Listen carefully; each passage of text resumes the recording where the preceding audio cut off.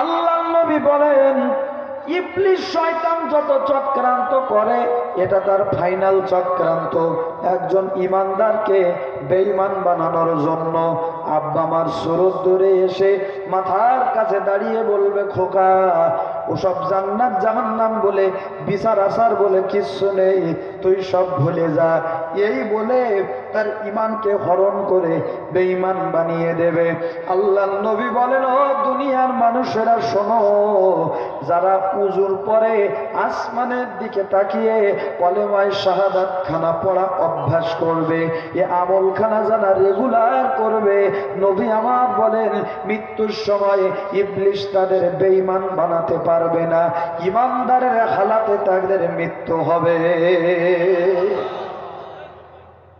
তাহলে আজকের থেকে উজুর পরে আসমানের দিকে তাকিয়ে এই কলেমায়ে শাহাদাত খানা পড়তে পারবেন।